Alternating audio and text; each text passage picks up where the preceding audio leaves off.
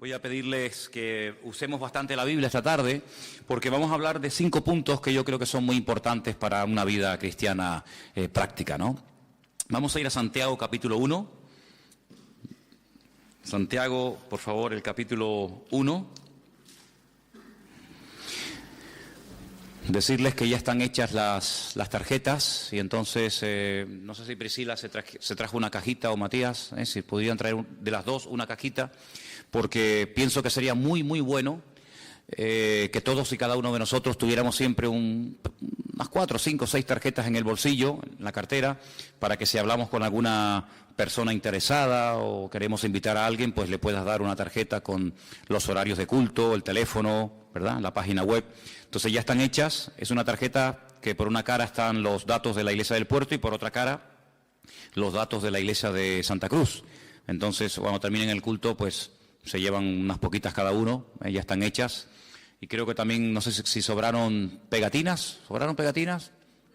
Unas pocas. Hay unas pegatinas que se han hecho para los coches, si alguien quiere poner alguna. Y también unos folletos que se han hecho especialmente para anunciar la página web de la iglesia. Todo eso se hablan con Margarita, ¿sí? Y se lo pueden llevar. Vamos a hacer un pedido en breve de Biblias. Vamos a comprar una buena cantidad de Biblias y de folletos también, para que ustedes tengan a disposición siempre folletos evangelísticos para repartir a cualquier persona.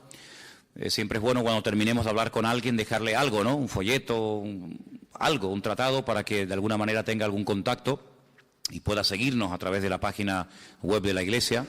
Y también Biblias. Son Biblias muy económicas que hemos conseguido. Y bueno, queremos tener unas cuantas en la iglesia para que una persona que venga por primera vez se le pueda regalar una Biblia. O si alguno de ustedes quieren tener siempre en casa 3 o 4 o 5 Biblias, son muy económicas, salían a 2 y pico, ¿no, Margarita? Pues te compras unas cuantas Biblias y las tienes ahí, y a una persona que le estés dando testimonio del Señor, en un momento determinado le puedes decir: oye, mira, toma, te regalo una Biblia, y quedas muy bien, ¿ok? Santiago capítulo 1. A partir del versículo 1 dice: Santiago, siervo de Dios y del Señor Jesucristo, a las 12 tribus que están en la dispersión. Salud. Hermanos míos, tened por sumo gozo cuando os halléis en diversas pruebas, sabiendo que la prueba de vuestra fe produce paciencia.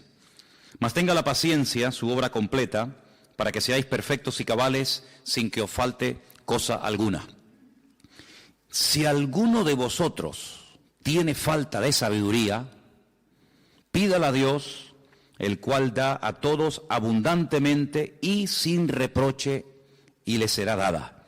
Pero la condición es pedir con fe, no dudando nada, porque el que duda es semejante a la onda del mar, que es arrastrada por el viento y echada de una parte a otra.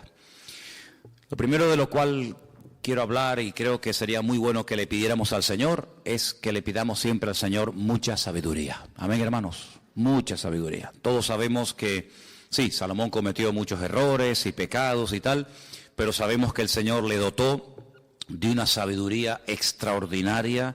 Dice que venían de todas partes del mundo a oír la sabiduría que el Señor le dio a este hombre, y se la dio el Señor porque se la pidió. A veces no recibimos porque no pedimos, o también a veces no recibimos porque pedimos, pero pedimos mal.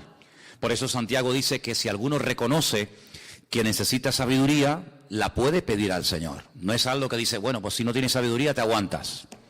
En algunas escuelas de Grecia, para poder entrar a ellas tenías que tener un mínimo de conocimientos. En las escuelas del filósofo griego Platón había carteles que avisaban a los neófitos, que avisaban a las personas que no sabían ciertas y determinadas cosas, que no perdieran el tiempo, que no entraran para aprender, porque para entrar y aprender y recibir enseñanzas de Platón o de otros filósofos de la época, tenían que tener un mínimo de requisitos. Sin embargo, cuando vamos a la Biblia, encontramos que el Señor nos dice: bueno, si alguno no tiene sabiduría, pues qué mala suerte, ¿no? Qué pena, otro la tendrá, sino que nos invita con toda libertad a pedirle al Señor: Señor, yo necesito sabiduría. ¿Y hay alguien aquí que no necesite sabiduría en la vida? Todos necesitamos sabiduría, no solamente para cuestiones espirituales, a veces para los negocios, a veces para la crianza de los hijos, a veces para saber qué tengo que hacer o qué no tengo que hacer. La sabiduría es un elemento, una herramienta indispensable en la vida de los hijos de Dios. Es imposible vivir hoy en día una vida cristiana victoriosa si no le pedimos al Señor mucha sabiduría. Porque a veces el Señor nos va a decir que hablemos. Le decía a algunos profetas de la antigüedad, habla, habla, habla y no calles. Pon trompeta a tu voz. Grita, le decía incluso a algunos profetas. Pero a otros les decía, calla y no hables, no digas nada. Entonces, ¿cuándo saber cuándo tengo que hablar y cuándo tengo que callarme? Vemos al Señor Jesucristo que durante varios años, 3 años de ministerio, habló y habló y habló y predicó y decía cosas tremendas. Pero había otros momentos en el que Él callaba y guardaba silencio. Y vemos también esta actitud por parte del Padre. En el Antiguo Testamento vemos que hay momentos en los que Dios habla y manifiesta y revela su voz. Pero hay momentos en los que el mismo Dios dice que Dios se callaba por amor al pueblo de Israel. No porque no tuviera cosas que decir, sino porque no era el tiempo de hablar, porque a lo mejor hablaba y nadie le iba a prestar atención. Entonces la Biblia nos enseña a no desperdiciar las palabras, a no desperdiciar el tiempo. Y para saber cuándo hay que hablar, cuándo hay que callar, cuándo hay que hacer una cosa o hacer otra, tenemos que pedirle al Señor muchísima sabiduría. Pero si le pedimos al Señor sabiduría, que es saber actuar en cada situación y en cada momento, tenemos que pedirlo con fe. Es una de las condiciones para poder orar. Cada vez que tú ores pidiendo sabiduría o cualquier otra cuestión, lo que tenemos que pedir siempre es con fe, con la seguridad y con la certeza de que mi Dios me está oyendo, de que Él está muy interesado en lo que le estoy pidiendo, que Él no hace oídos sordos a mis peticiones y a mis necesidades, sino que dice la Biblia, pedimos con fe, con la certeza, con la convicción absoluta de que el Señor quiere concederme lo que yo le estoy pidiendo. De hecho, hay como a veces algo extraño, ¿no? A veces el Señor quiere darnos algo y Él pone el deseo, el querer en nosotros de que le pidamos ese algo. Fíjate qué bueno es el Señor. A veces el Señor te quiere dar una bendición y te la quiere dar, pero como no se la pides, pues no te la da. Entonces, ¿qué hace el Señor? Te pone el deseo en tu corazón de que le pidas por algo y el Señor dice, ya era hora que me pidieras por ese algo. Te lo quería dar, pero como no me lo pedías, pues no te lo daba. Entonces, hermanos, pidamos con fe, con la seguridad absoluta de que si necesitamos sabiduría, vamos a recibir lo que le pedimos al Señor.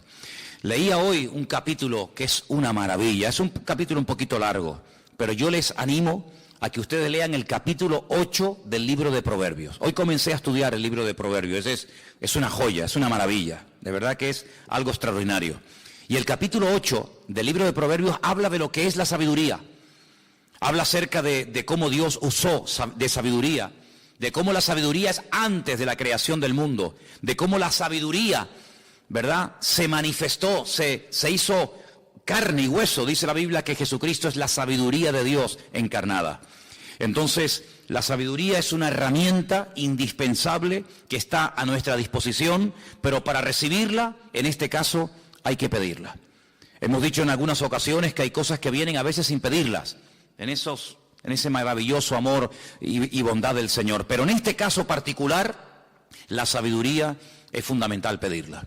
Así que si alguien esta tarde necesita de sabiduría porque no sabes lo que hacer, no sabes qué decisión tomar, lo primero, pedir al Señor con fe, con la confianza absoluta de que Dios te la va a conceder. ¿Cuántos dicen amén? Si no pedimos sabiduría y tomamos decisiones, podemos equivocarnos.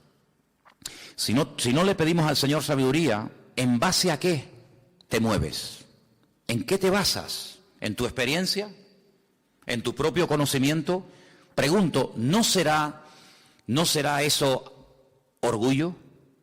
¿No puede ser que yo tenga tanta confianza en mí mismo que no hace falta que le pida al Señor sabiduría? Yo sé cómo solucionar este problema.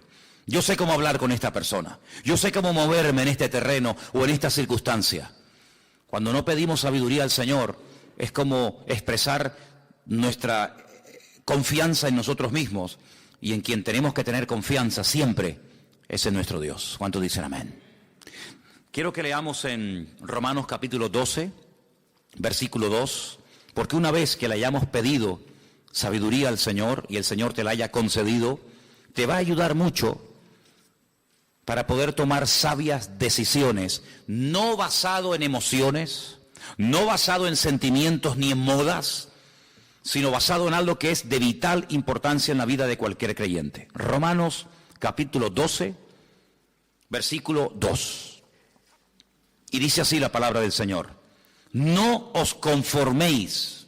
Otra versión dice: no te adaptes al sistema de valores del mundo, no os conforméis a este siglo, sino transformaos, renuévense por medio de la renovación de vuestro entendimiento.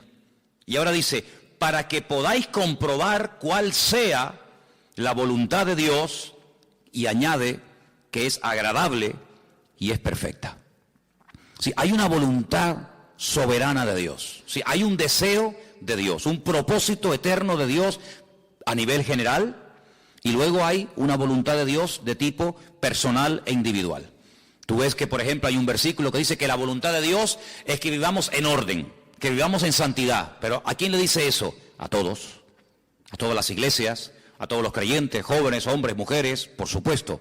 Pero luego hay una voluntad de Dios que se revela a la persona porque tiene que ver con lo que Dios quiere hacer a través de tu vida. Y bueno, hay millones de ejemplos en la Biblia. La voluntad del Señor para David era completamente diferente a la voluntad de Dios para su hijo Salomón. Salomón nunca fue a la guerra, pero el Señor capacitó a Salomón para que pudiera cumplir con la voluntad de Dios para su tiempo y para su vida. La voluntad de Dios para Abraham era completamente diferente a la voluntad del Señor para Noé. Todos eran creyentes, sí, todos obedecían al Señor, por supuesto, pero si tú observas la vida de cada uno de los personajes bíblicos, tanto del Antiguo como del Nuevo Testamento, te vas a dar cuenta de que dentro de la voluntad general de Dios, luego hay un deseo, una voluntad particular e individual de Dios para cada uno de nosotros. Y si no le pedimos al Señor, como hemos visto, sabiduría, y si no le pedimos que se haga su voluntad en nuestra vida, si no se hace la voluntad de Dios, ¿qué voluntad es la que se va a hacer? Puede ser que la tuya. Y a veces nosotros podemos equivocarnos, ¿sí o no? Claro que podemos equivocarnos. Mira, te voy a poner un ejemplo muy fácil. Dice la Biblia que en el corazón de David siempre hubo el deseo de construir un templo. El Señor nunca le dijo levantar un templo, pero él lo sintió. Él veía que todas las naciones de la tierra, que todos los pueblos que rodeaban a Israel tenían sus dioses, sus templos, y él pensó, él sintió en su corazón el deseo de construirle una casa, un templo al Señor. Claro, ya él sabía perfectamente que Dios, vamos a ver, no lo puedes reducir a 4 paredes. El Señor dijo: ¿qué casa me van a hacer ustedes a mí? Si el cielo es mi trono y la tierra es el estrado de mis pies, y yo no quepo en un templo, pero al mismo tiempo puedo habitar entre vosotros, ¿verdad? Pero David peleó contra los filisteos, contra los amorreos, les quitaba el oro, le quitaba la plata, y su sueño, el anhelo de su vida siempre fue poder construirle un templo al Señor. Llega un día el profeta Natán, uno de los profetas que vivía en la época del rey David. David le abre su corazón y le dice: yo le quiero construir casa a mi Dios.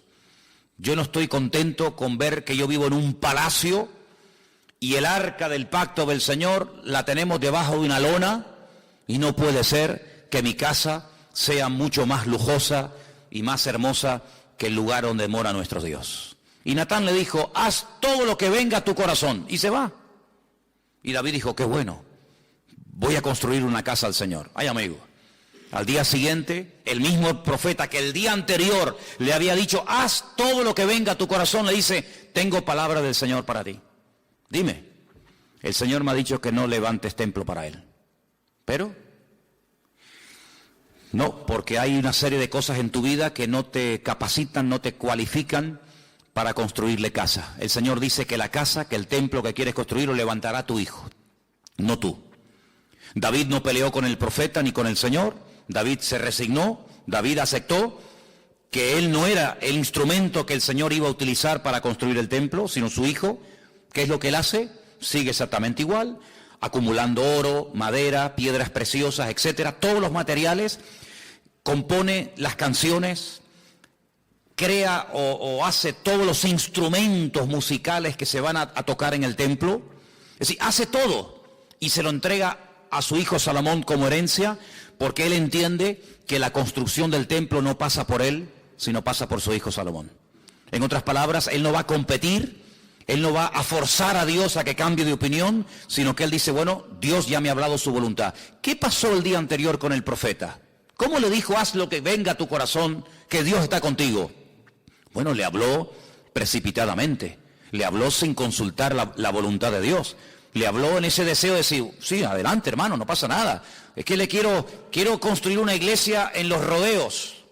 Ay, qué bueno hermano, venga adelante. Si usted tiene medios y puede hacerlo, adelante. Y al día siguiente te llega el profeta y dice, no, mire hermano, no lo haga. ¿Por qué? Porque he orado al Señor y el Señor me ha dicho que le comunique que no la construya.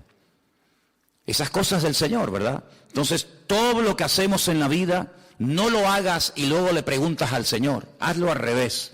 Consúltale previamente al Señor. Señor, ¿esta es tu voluntad?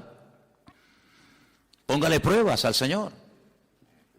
Espere en el Señor, que es otro de los puntos que vamos a tocar. No se precipite, no se lance al vacío a ver si hay agua, sino consulte al Señor. Dice que la voluntad de Dios es perfecta, es completa.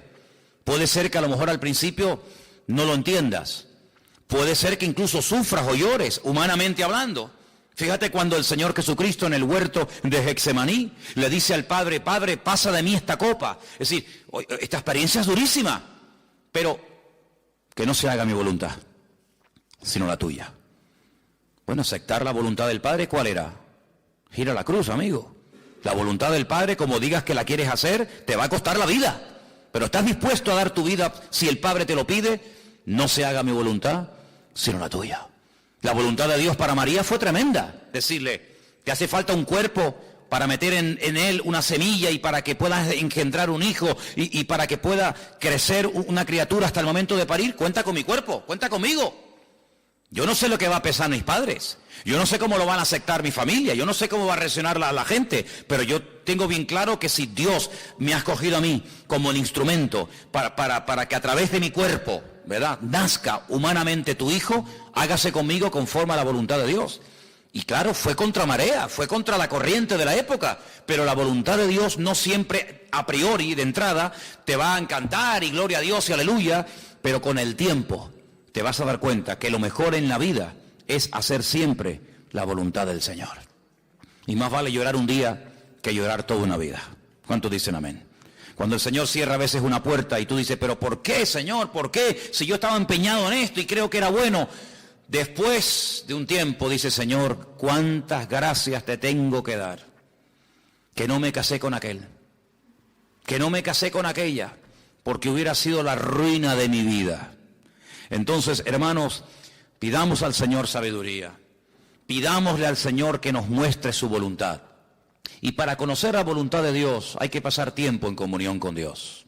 No se te va a presentar mañana un ángel si no oras, no buscas nunca la palabra del Señor en oración, no se te va a presentar a un ángel, no. El Señor te va a llevar a su palabra, porque eso es algo que tenemos que tener en cuenta.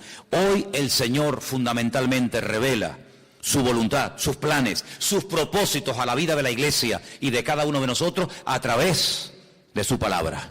Cuanto más conozcas la palabra, más fácil tendrás el saber o el no saber la voluntad del Señor. Cuanto más palabra de Dios haya en tu vida, que ahí está almacenada, llegará un momento que ese versículo, ese capítulo, aquella historia que leíste, que tú dijiste, sí, yo me leí aquella historia, ahí está guardada. El Espíritu Santo la puede usar en un momento determinado y te puede hablar a través de aquella palabra, pero si no la has leído, si no escudriñas las Escrituras, si no aprendes a tener un tiempo en comunión con el Señor y que Él te hable a través de su palabra, ¿cómo se va a revelar el Señor a tu vida? ¿Verdad? A veces esperamos cosas muy sobrenaturales, pero a veces Dios obra más en lo natural que en lo sobrenatural. Y la forma natural, el cauce normal que Dios habla a tu vida, generalmente es a través de su bendita palabra. ¿Estamos de acuerdo? Amén. Vamos a leer en Efesios capítulo 5, versículo 10. Si hay algún hermano o alguna hermana que lo tiene ahí a mano y lo quiere leer. Efesios capítulo 5. El versículo 10 es un versículo muy cortito, casi no lo podríamos aprender de memoria, pero es muy bueno y muy necesario en estos tiempos en los cuales estamos viviendo. ¿Qué dice, hermano? Amén. Comprobando, ¿qué? Lo que es agradable ¿A quién? Al Señor, no a mí. Claro, yo busco lo que a mí me conviene, pero lo que a ti te conviene le conviene al Señor. ¿Darás un mal testimonio? ¿Serás un tropiezo a un hermano débil en la fe? ¿O serás un mal testimonio al Evangelio si tú sales con la tuya? Cuidado, porque dice aquí que lo que tenemos que comprobar qué es lo que es agradable al Señor. Si esto va a repercutir en beneficio y en pro de la obra, gloria a Dios. Pero si esto va a ser una piedra de tropiezo, si esto va a ser un escándalo, si esto va a ser el juguete que tú tanto querías tener, pero resulta que ese juguete va a ser una piedra de tropiezo a otras personas, Señor, mejor no me lo des. Por lo tanto, lo que hay que orar cuando buscamos la voluntad de Dios es, Señor, ¿qué harías tú en mi lugar? ¿Qué harías tú, Señor? ¿Qué es lo que a ti te agradaría? ¿Qué es lo que a ti te haría feliz? Eso es lo que yo quiero hacer en la vida. Yo quiero alegrar a mi Dios y no solamente venir al Señor o venir a la iglesia cuando tengo problemas o cuando tengo dificultades o cuando todo me va al revés, entonces sí, ay Señor, ayúdame, ahora voy a leer la Biblia, ahora voy a orar, ahora voy a ir a todos los cultos. No, es que no es eso no es una vida madura, esa es una vida de un niño. La vida de una persona madura en el Señor es la persona que dice, yo quiero comprobar qué es lo que le agrada al Señor. Aunque a lo mejor a mí en ese momento no me agrade, porque ya me contarás a mí si al Señor le agradaba ir a que lo clavaran en una cruz. Prueba de ello es que estaba orando, Padre, pasa, quítame esto, líbrame de esto. Pero el Señor le dijo, a ver, tú verás, bueno, hágase tu voluntad, Señor. Eso era lo que quería el Padre, pues si eso es lo que quiere mi Dios, yo también lo quiero. Yo no quiero en esta vida recibir nada que Dios no me dé. Y si no me lo da, gloria a Dios, porque por algo Él no me lo habrá dado. El apóstol Pablo dice que tenía un aguijón, algo que le molestaba, algo que le causaba problemas físicos, un aguijón en la carne, algo que el Señor permitió que lo tuviera, cuidado con eso, algo que el Señor permitió que lo tuviera, dice, porque había tenido tantas revelaciones y tantas visiones y tantas cosas tremendas había visto en la presencia del Señor, dice, para que no me exalte sobremanera, el Señor me mandó un aguijón en la carne como para, no levantes los humos. Dice, por el cual le he rogado al Señor que me lo quite. Y no me digan a mí que Pablo no tenía fe en el Señor. Si alguien tenía fe y confianza en el Señor, ese era el apóstol Pablo. No me digan, no, es que no recibía porque pedía mal. ¿Pablo va a pedir mal?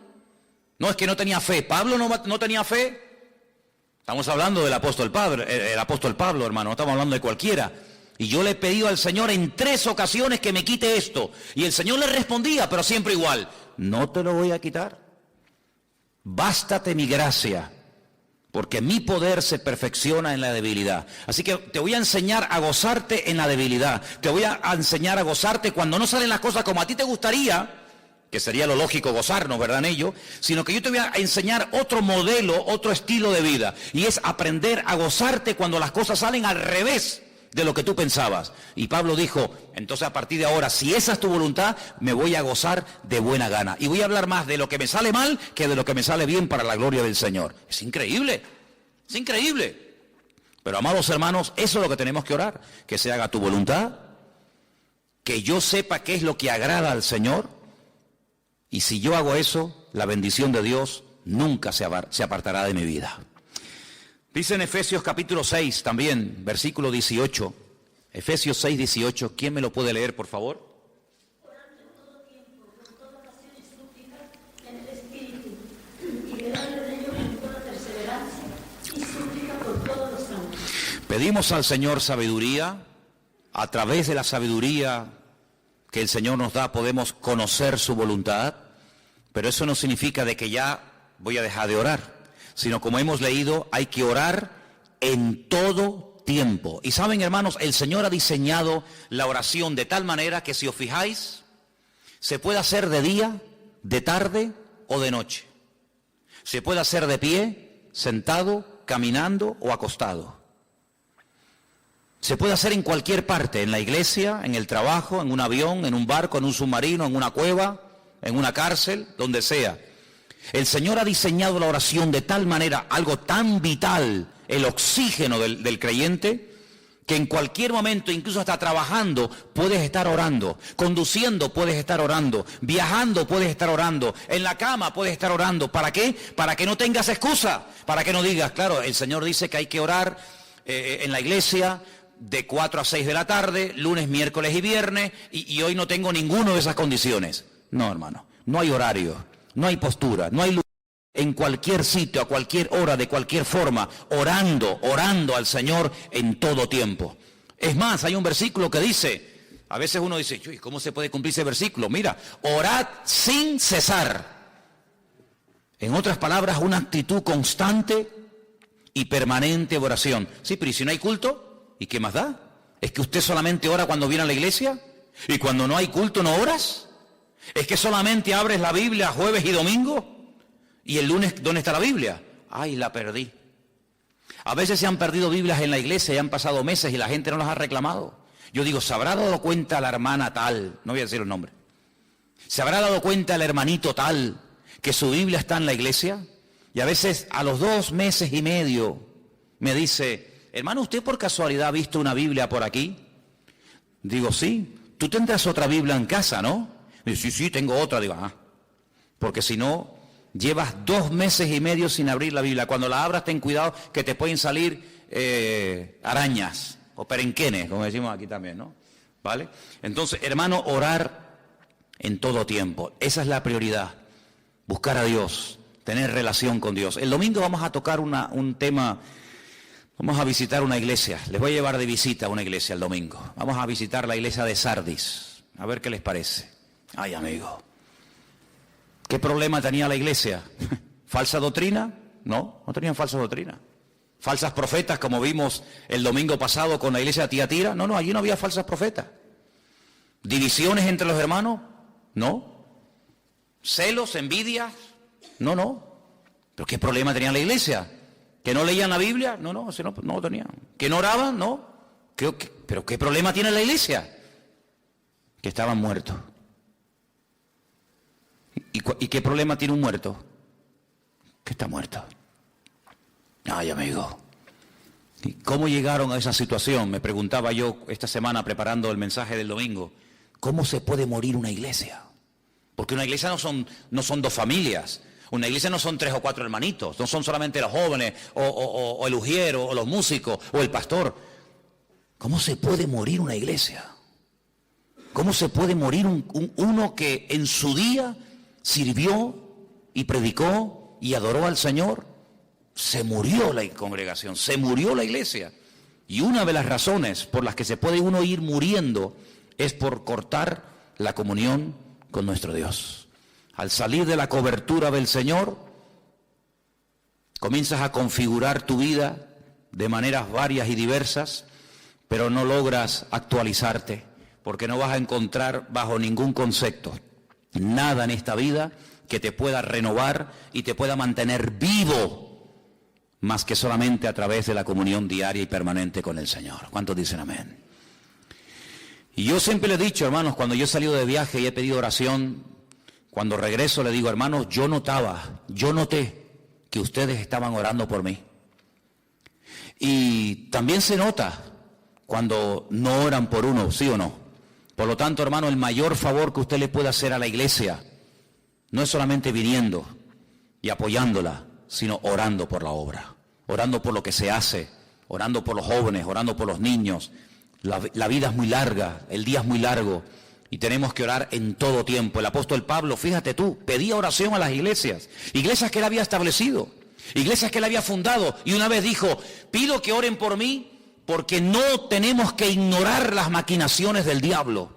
Él lo decía abiertamente, era un hombre con una percepción espiritual tremenda. Dice, ¿cuántas veces yo quise ir a visitarles, hermano? Decía Pablo, ¿cuántas veces me propuse ir a visitarles? Pero el diablo se metió por medio. ¿Cómo el apóstol Pablo sabía que a veces la iglesia puede como allanar el camino, verdad?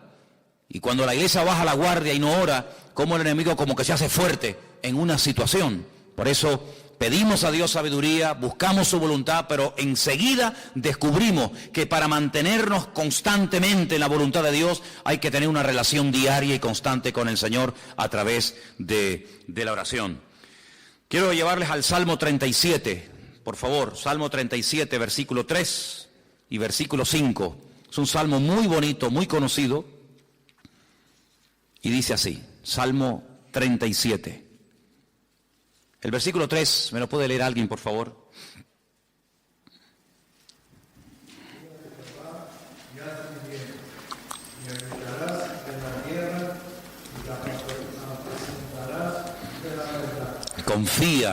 Confía en el Señor.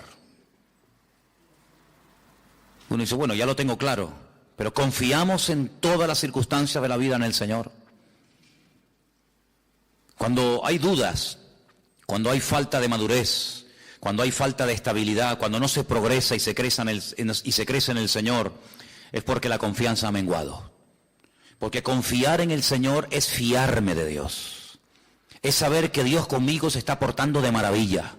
Que todo, si yo estoy en santidad y en orden y alineado con el Señor, ojo, que todo está saliendo según el plan de Dios, que Dios no se equivoca, que Dios no es injusto, que Dios tiene todo bajo control y que no tengo por qué sentirme mal. Cuando yo me siento mal, cuando creo que no están saliendo las cosas como yo creo que deberían de salir, ¿saben lo que estoy diciendo sin palabras? No estás siendo bueno conmigo, Señor. Tú sabes lo que yo quiero. Tú sabes lo que te he pedido. Y no me están saliendo las cosas como yo incluso hasta he orado. ¿Saben, hermano, lo que significa eso? Señor, tú no lo estás haciendo bien. Yo lo haría mejor, ¿eh? Yo lo haría diferente. Es tremendo, hermano. Cuando bajamos la guardia, nuestros pensamientos son traicioneros. Y nuestros pensamientos nos hacen como decir, pero Señor, pero yo no me merezco esto. Yo he pedido varias veces con fe por esto. Cuando dejamos de confiar en el Señor, comenzamos a confiar en nuestra propia sabiduría, en nuestra propia experiencia, en nuestros criterios y opiniones particulares y personales. Por eso nos dice la Biblia, confía en el Señor, y haz el bien. No es confiar en el Señor y decir, bueno, vale, yo confío en el Señor. No, y muévete. Haz el bien, actúa conforme a la voluntad del Señor. No es confiar en Dios de una forma pasiva. Bueno, yo confío en el Señor.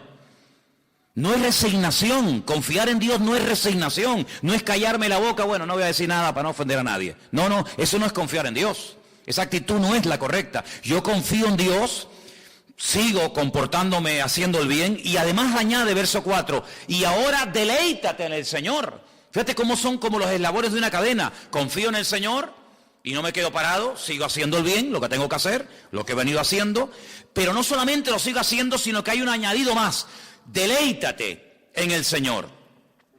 Y a veces yo creo que hay creyentes como que les falta deleitarse en el Señor, disfrutar de la vida cristiana, porque la vida cristiana no es una vida de tormento y de sufrimiento, sino que podemos deleitarnos y gozarnos en el Señor. ¿Cuántos dicen amén? Oye, que no es una tragedia ser cristiano, que es una bendición. ¿Cuántos dicen amén? Bueno, pues demuéstralo, exteriorícelo, dígaselo a su cara de vez en cuando también, haga algo. Encomienda al Señor tu camino, versículo 5, confía en Él y Él hará. Una de las cosas que estamos viendo en la clase de hermenéutica todas las semanas es analizar y tener en cuenta siempre el tiempo de los verbos. Confía en el Señor, confía en Él y Él hará. ¿Cuándo? Bueno, a usted no le interesa. ¿Cuándo, amigo? ¿Vas a restaurar el reino? ¿Se va a implantar la monarquía otra vez? No les toca a vosotros saber estas cuestiones. Ya está. Ustedes lo que tienen que hacer es ir a Jerusalén y esperar la promesa del Padre. Punto. Y cuando confiamos en el Señor, no me importa cómo el Señor lo va a hacer. No me importa a través de quién lo va a hacer, ni siquiera cuándo lo va a hacer, sino que yo sé que la promesa del Señor dice, confía en el Señor, encomienda al Señor tu camino y Él hará. Y el Señor nunca, jamás llega tarde a ninguna cita. Puede parecer que está tardando, ¿sí o no? ¿No te ha parecido a ti alguna vez? Seamos sinceros. Puede ser. Puede ser que, pero no habrá llegado la oración con estas lluvias y con estas cosas, ¿no? A lo mejor se perdió entre la lluvia, ¿no? Mira, hermano, esta mañana temprano, cuando yo salí a pasear a mi hijo Trotsky, yo vi el arco iris. Y cada vez que un creyente ve el arco iris, tiene que pararse donde esté y decir: gracias, Señor. Gracias, Señor. El arco iris, qué interesante. Alguien dijo: la lluvia en colores. ¿Hacia dónde apunta el arco? Porque un arco es así, ¿no? Tiene una cuerdita que tú la tensas y lanzas la flecha. El arco iris, cuando sale en el firmamento, ¿hacia dónde apunta el arco? ¿Hacia arriba o hacia abajo? El arco iris realmente es un círculo. Realmente es un círculo. Solamente viendo el arco iris uno sabe que la Tierra es redonda. Si no, el arco iris sería plano, sería horizontal. Fíjate que falta de inteligencia al hombre a lo largo de la historia, que se empeñaban en decir que la Tierra era plana. Solamente cuando veas el arco iris sabe que la Tierra no es plana, sino es circular, es redonda. Pero cuando nosotros vemos el arco iris no lo vemos totalmente redondo. El único arco iris que se puede ver en forma circular, que yo lo he visto, y en algunas ocasiones se puede ver, es el arco iris lunar. Es el que sale por la noche con la luz de la luna y se puede ver alrededor de la luna como un circulito completamente redondo. No es muy común verlo, pero es el único momento que se puede ver el arco iris de una forma redonda completamente. Pero generalmente el arco iris, ¿a dónde apunta el arco? No, hacia arriba. El arco iris es así. Es decir, que apunta hacia arriba, no apunta hacia abajo. Porque el Señor dijo: cuando veáis en el firmamento el arco iris, tenéis que recordar que yo hace miles de años hice un pacto con un hombre llamado Noah. Y le dije a ese hombre que nunca más la tierra será destruida. Yo no estoy enfadado con la humanidad. Yo no voy a volver a destruirla. Es una señal de la misericordia. Es una señal de la fidelidad del Señor. Y Dios no está enfadado con nosotros. El Señor no retarda su promesa, según algunos la tienen por tardanza, dice la Escritura. El Señor no llega nunca tarde a ninguna cita. Llegó un día aparentemente tarde a la casa de dos hermanas que estaban destrozadas, Marta y María, ¿os acordáis? Ay, Señor, ahora vienes, ahora ¿para qué? Qué tremendo, ¿no? Qué fe más extraña a veces tenemos, ¿no? Creemos que si... ¿Qué es lo que pasa? Señor, te llamamos hace 4 días. Tu amigo Lázaro, el que tú amas, estaba enfermo, ahora está muerto. ¿Y? ¿Tenéis fe para creer que yo lo podía sanar? Pero no tenéis fe para creer que lo puedo resucitar. ¿Por eso estás enfadado conmigo? Es que si hubieras estado aquí cuando te mandamos a llamar... ¿Y quién dijo esto? ¿Marta o María? Las dos. Sí, nada, Marta. Y también la otra. Las dos le dijeron: si tú hubieras estado aquí cuando te mandamos a llamar, nuestro hermano no estaría muerto. Vamos a ver, ¿hacemos una exégesis del texto? ¿Hacemos? Ok. Si tú hubieras estado aquí cuando te mandamos a llamar, nuestro hermano Lázaro no estaría muerto. Parafraseando, nuestro hermano Lázaro está muerto porque tú no estuviste aquí cuando tenías que haber estado. Es decir, el culpable de que mi hermano hoy esté muerto eres tú. Porque yo hice mi parte, yo te llamé y te mandé un recado urgente: ven, que el que amas está muriéndose. Y tú no viniste. Y ahora cuando vienes, pues ya Lázaro está muerto. ¿Cómo no va a llorar el Señor? Es la única vez que lo vemos llorando. Y dice que el Señor lloró y como que se rompió, como diciendo: madre mía, ¿pero esto qué es? ¿Pero qué estáis diciendo? Pero vamos a ver, María, ven para acá. Marta, vengan para acá.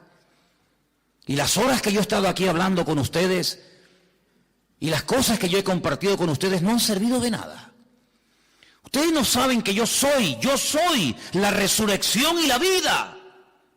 Que el que esté muerto, el que cree en mí, aunque esté muerto, vivirá. Y ellas responden conforme a la fe básica de cualquier judío elemental.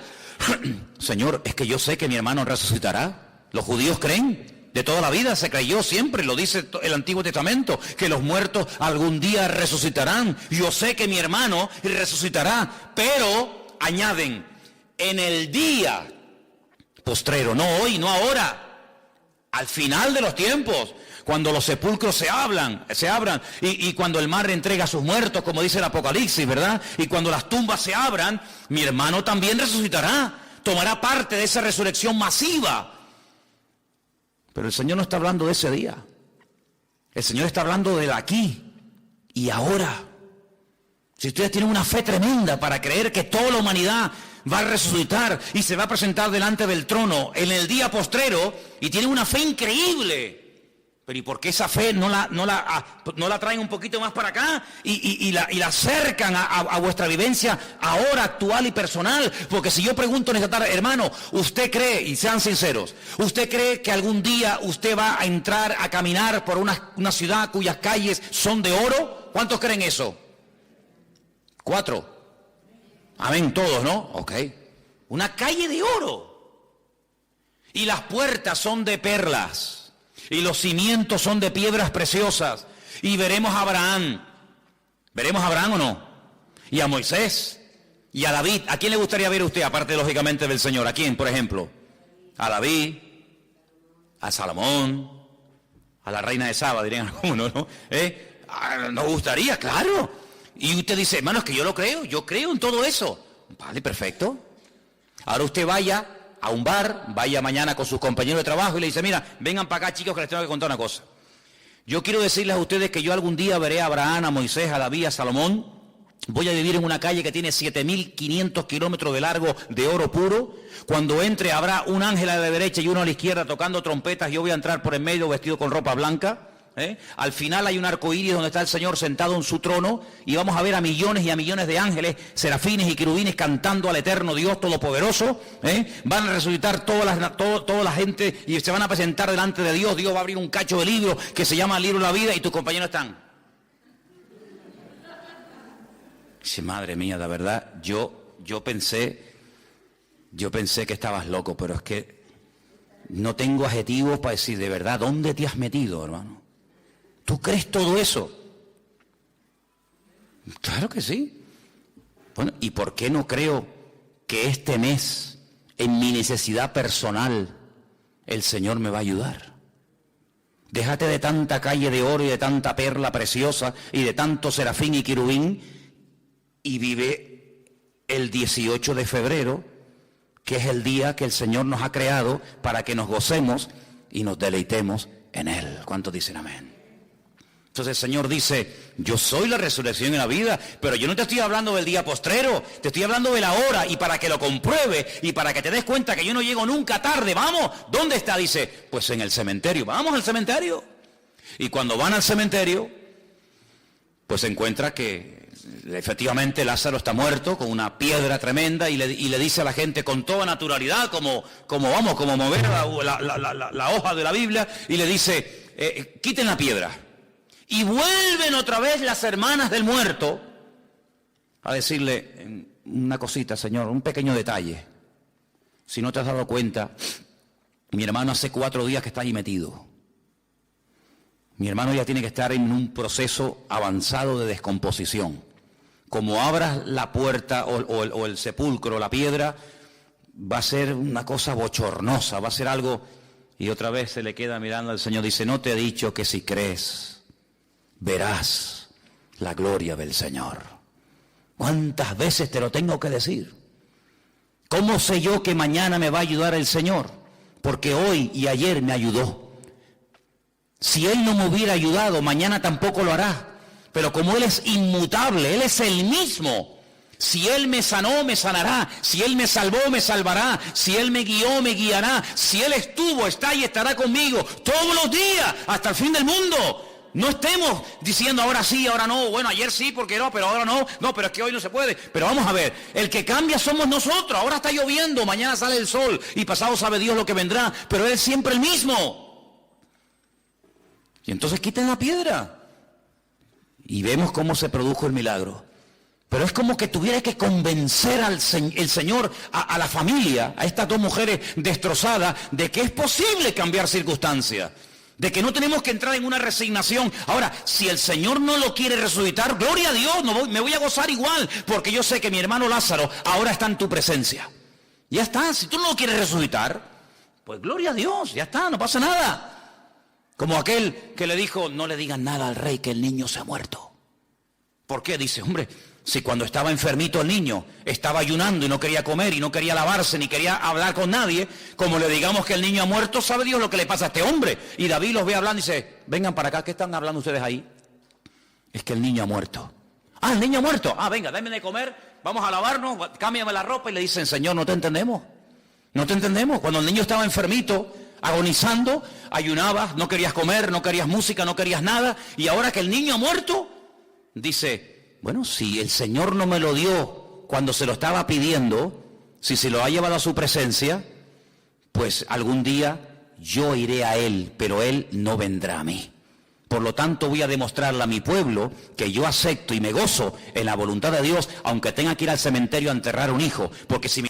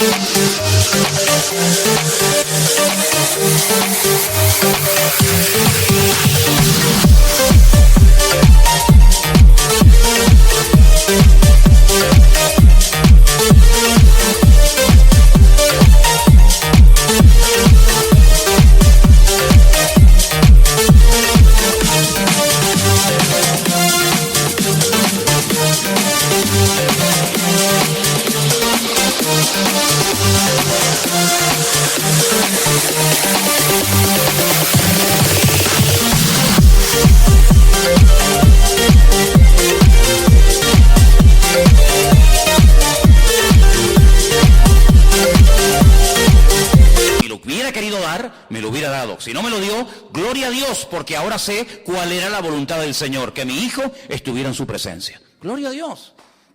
Entonces, estas cosas, hermanos, parecen tan normales, parecen como tan elementales, pero a veces como que nos cuesta aceptar la realidad presente.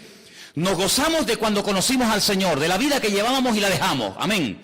Nos gozamos de la vida que nos espera cuando estemos en la presencia del Señor. Pero a veces como o vivimos en el pasado o vivimos en el futuro. Y yo digo, pero es que yo no vivo ni en el pasado ni en el futuro. Yo vivo el aquí y ahora. Y el aquí y ahora, ¿por qué estar triste? ¿Por qué estar preocupado? Si aquí y ahora es cuando el Señor está conmigo. ¿Cuántos dicen amén? ¿No nos ha dado vida? ¿No hemos llegado hasta aquí? ¿Sí o no? Pues ya está, pues gloria a Dios. Pero si preocuparnos por el mañana es lo más absurdo del mundo. ¿Por qué? Porque no existe. El mañana no existe. No. ¿Dónde está? Hoy es 18, ¿no? ¿Dónde está el 19 de febrero? El 22 de marzo, el 4 de abril, el 18 de julio. ¿Dónde está? En un papel, en un calendario. ¿Y quién te dice a ti y a mí que vamos a llegar a ver ese día? ¿Quién nos dice a nosotros eso? Por lo tanto, dice el Señor, y lo vuelvo a repetir, este es el día que el Señor ha creado. Gocémonos y alegrémonos en Él. ¿Cuántos dicen amén? Si yo no me gozo ahora pensando que mañana va a ser mejor, pues voy a cometer una gran equivocación, porque dice la Biblia, cada día tiene su propio afán. Y yo tengo que aprender a servir al Señor y a honrarle cada día como si fuera el último día de mi vida. Minuto a minuto. Finalmente quiero leerles en el Salmo 37 también, el versículo 7, donde dice, guarda silencio ante el Señor y espera en Él. Espera en Él. No te alteres, no te pongas nervioso con motivo del que prospera en su camino, por el hombre que hace maldades. Hermanos, hay gente que ha prosperado así, de la noche a la mañana. ¿Dónde están hoy? O en una cárcel, o esperando ser juzgados. Y toda la gloria que recibieron en poco tiempo se esfumó. Porque la gloria del mundo es pasajera, pero la gloria del Señor es eterna. ¿Dónde está en este momento el dueño de Vitaldén? Ay, amigo. 450 tiendas por toda España, aviones, helicópteros, caballos, fincas. Movían miles de euros, millones. Ay, amigo. El que muy rápido sube, también muy rápido baja. ¿Cuántas veces vemos en la televisión personas que robaron, que vivieron a todo tren, personas que no tuvieron ningún tipo de escrúpulos? Pero tarde o temprano esa gloria es pasajera. Dice, no te pongas nervioso, no te alteres, no te pongas preocupado a cuestionar, a criticar con motivo del que prospera en su camino. A ti no tiene que preocuparte eso, a ti lo que te tiene que, entre comillas, preocupar, o ocupar, mejor dicho, es esperar en el Señor, guardar silencio ante Él y dejar que Él se encargue de las cosas de la vida, que ya bastante tenemos con la nuestra para estar preocupados por las vidas de los demás. Solamente podemos vivir una vida al mismo tiempo. Hay gente que quiere vivir su vida, la vida de la hija, la vida del hijo, la vida del nieto, la vida de la nuera, y entonces quieren vivir 8 vidas al mismo tiempo. No, querido. Usted tiene que vivir su vida y deja a los demás en paz, que el Señor se encargará de cada uno de ellos. ¿Cuántos dicen amén? Así de claro. Esperar en el Señor, pacientemente, tranquilamente, sin nervios, sin agobio, sabiendo que el Señor tiene todo bajo su control. Y el último texto que quiero leer, Santiago 4, 13 al 15. Precioso texto también, vamos a leerlo. Santiago capítulo 4, del 13 al 15. Vamos ahora los que decís, hoy y mañana iremos a tal ciudad y estaremos allá un año y traficaremos o venderemos y ganaremos. ¿Cuánta gente hay así? Ahora voy a ir para allá, estoy un par de añitos, gano un dinero, con ese dinero me vengo, me compro una casita, después no sé qué, ¿verdad? Dice, cuando no sabéis lo que será mañana. Tantos planes y tantos. Porque ¿qué es vuestra vida? Dice Santiago aquí. Ciertamente es neblina que se aparece por un poco de tiempo y luego se desvanece. En lugar de lo cual deberíais decir, si el Señor quiere, viviremos y haremos esto o haremos aquello. Pero ahora os jactáis en vuestras soberbias, y toda jactancia semejante es mala. Así que la actitud constante y permanente de nuestra vida tiene que ser, Señor, que se haga tu voluntad en mi vida. No voy a hacer planes en la carne, porque me puedo ilusionar con cosas, me puedo ilusionar con un plan y con un proyecto, y como no me salga, me voy a sentir defraudado, me voy a sentir mal y me voy a llevar otro palo. Entonces no tenemos que aprender a base de palos, sino, Señor, yo quiero solamente hacer tu voluntad en mi vida. Los chicos y las chicas que están solteros, que lógicamente pues algún día tendrán que casarse, comienza a orar desde ahora, para que no se aparezca en tu camino ninguna lagarta, ni ningún lagarto que te haga perder el tiempo, sino que cuando aparezca en tu vida, hermanito y hermanita, la persona de Dios, que sea esa, la persona de Dios, y no estés perdiendo el tiempo, ni jugando con sentimientos, ni ilusionándote con juguetes que al final los rompes, y juguetes que al fin y al cabo a lo mejor no eran para ti, sino eran para otra persona, ¿verdad? Así que, amados hermanos, vamos a orar para que verdaderamente en nuestra vida solamente se haga la voluntad del Señor. Cuántas desilusiones, cuántos palos, cuántos desengaños nos hemos llevado en la vida, porque en el fondo hemos hecho nuestra voluntad. Oí una vez a un pastor que decía que una vez escuchó a un joven orar en un culto de jóvenes y le decía algo así al Señor: Señor, tú sabes que yo te amo, tú sabes que yo quiero servirte, tú sabes que yo quiero hacer solamente tu voluntad en mi vida, no me interesa nada, solamente quiero hacer tu voluntad, pero yo te pido, Señor, que María, tú me la des, Señor. Tú sabes que yo estoy dispuesto a cualquier sacrificio, estoy dispuesto a dejar cualquier cosa, pero yo te pido que sea María, que no sea otra, Señor. ¿Pero en qué quedamos, mijo? ¿En qué quedamos? Y si en vez de María es Mariquita, o Pepita, o cualquier otro nombre, hermanos, Dios sabe lo que hace. El único que conoce el futuro es nuestro Dios. Y lo que tenemos que hacer es aprender a gozarnos. ¿Saben? El otro día hablábamos y comentábamos, el gozo del Señor es nuestra fortaleza. Cuando falta fortaleza es porque falta gozo. ¿Y cuándo falta el gozo? Cuando las cosas no salen como yo creo. Cuando yo creo que yo me merezco otro tipo de vida. Cuando mis oraciones no están siendo respondidas como yo creo que deberían de ser respondidas. Cuando yo creo que el Señor no me está dando lo que yo creo que necesito realmente. Falta el gozo, falta la fortaleza. Al no estar fortalecido viene el enemigo y te echa el guante y te atrapa. Pero cuando tienes gozo...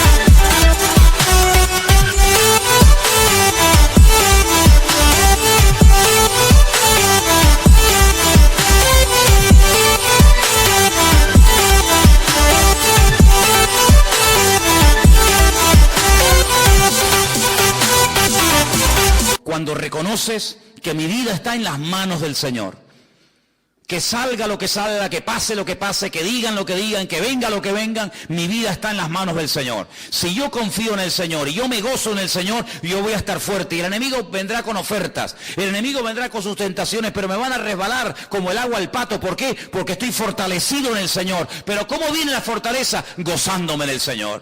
¿Y el gozo de dónde viene? ¿De dónde emana el gozo? De mi confianza total y absoluta en el Señor.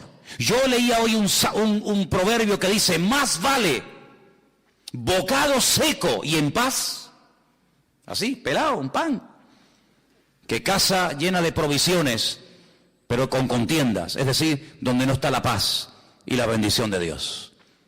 Sí, este hombre dice: Señor, yo prefiero comer un pedazo de pan sin nada dentro, pero sabiendo que tú estás conmigo, que tener la nevera y la estantería llena de comida, pero sé que todo esto lo he conseguido yo en la carne y no está la bendición de Dios detrás de esto. Por lo tanto, a eso tenemos que apuntar todos y cada uno de nosotros, a contentarnos con lo que tenemos ahora. Y cuando nosotros comencemos a gozarnos con lo que tenemos ahora, a lo mejor el Señor nos dará algo más. Pero ¿para qué nos va a dar más si lo que te ha dado hasta ahora no lo disfrutas y no te gozas en ello? Vamos a orar en esta noche y pedirle al Señor que nos dé ese espíritu de decir: Señor, yo te doy gracias porque sé que tú estás conmigo. Porque, Señor, la comida que como cada día es producto de tu generosidad y de tu fidelidad para conmigo.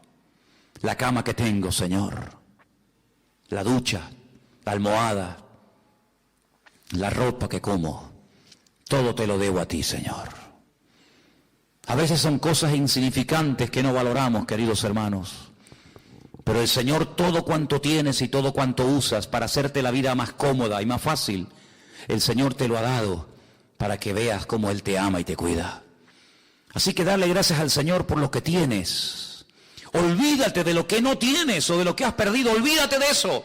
No mires ni atrás, ni mires adelante, mira ahora en el presente a tu Señor y a tu Dios.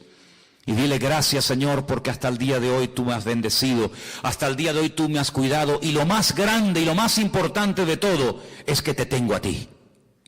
El tesoro más grande que el ser humano puede tener en esta vida es tenerte a ti, y yo ahora, hoy aquí, yo te tengo a ti, Señor.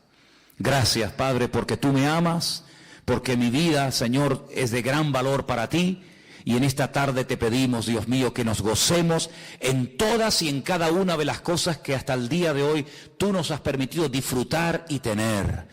Y, Señor, confiamos en ti, esperamos en ti, y te pedimos también que se haga tu perfecta voluntad en nuestra vida y que nada ni nadie nos robe el gozo del Señor, que es nuestra fortaleza. Gracias te damos en esta tarde, Padre, y te lo pedimos todo en el bendito nombre de Jesús.